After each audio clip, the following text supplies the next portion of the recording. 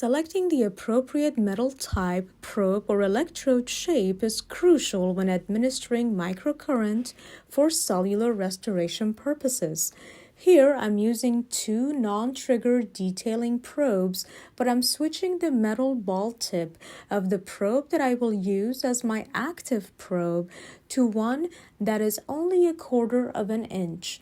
I will use this narrow tip to perform detail work on a client's orbicularis oculi surrounding the eye while using a medium-sized metal ball tip that's 3/8 of an inch as my reference probe.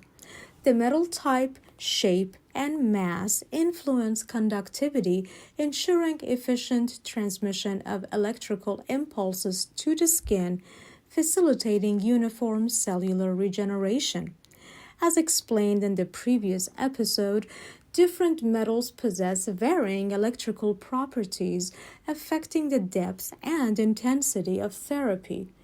Electrode shape determines the distribution of electrical current, impacting the area of treatment and depth of penetration.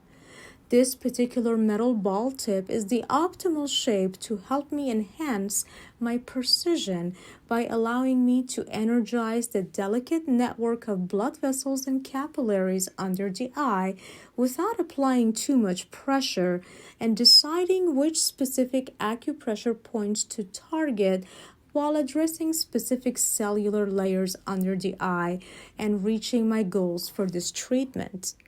Also, the type of probe influences the mode of stimulation, in this case of the electromyopulse alternating current, eliciting distinct physiological responses crucial for cellular repair.